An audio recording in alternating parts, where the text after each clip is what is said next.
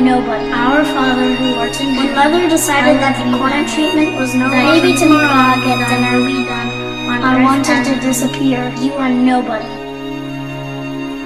You are an it. From infancy, children are dependent on their parents for survival. But in 1 in 7 cases in the United States, survival turns from dependence on parents to a struggle against them.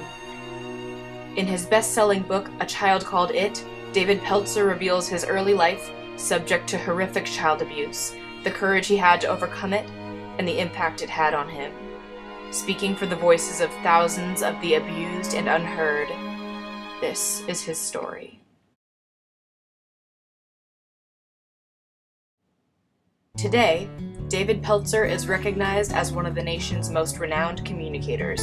Honored as one of the 10 outstanding young Americans in 1994, he has received personal commendations from Presidents Ronald Reagan and George Bush for his success in helping others help themselves.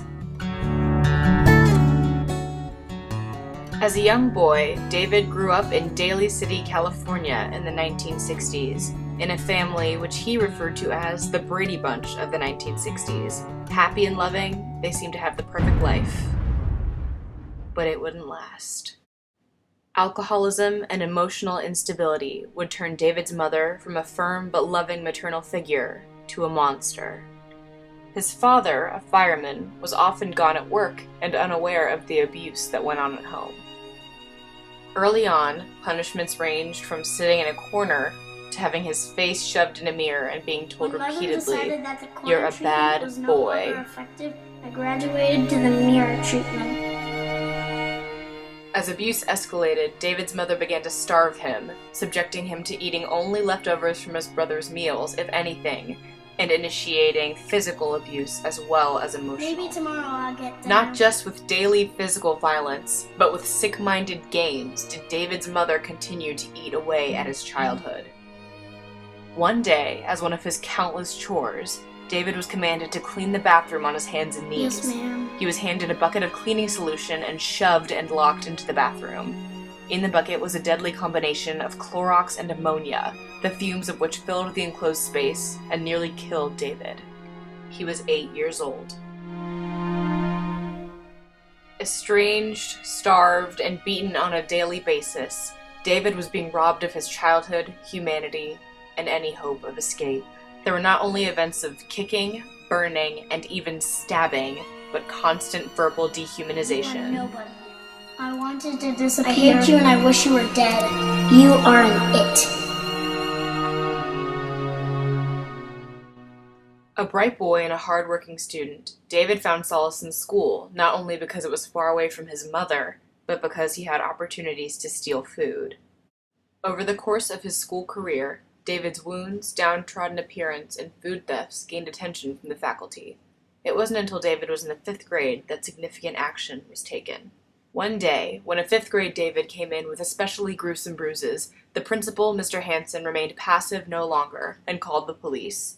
After years of grief and torment, David would be taken away from his mother and the misery he had always known. Our Father who art in heaven, hallowed be thy name. Although David's cases was one of the most severe in California history, his story is not uncommon. As an adult, he has fulfilled his life helping those who suffer in similar ways with his public speaking skills. The remarkable part of Peltzer's story is not just his courage to survive, but his drive to truly live. The power and the glory forever and ever. Amen.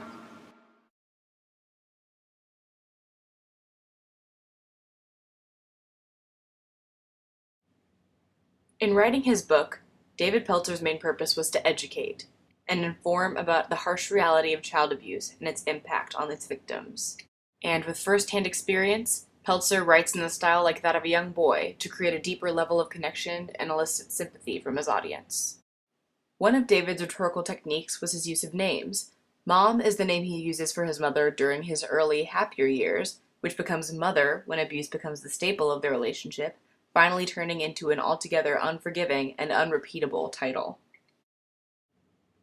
Formalizing his mother's name during the time of abuse in his childhood demonstrates the increasing estrangement he feels from her.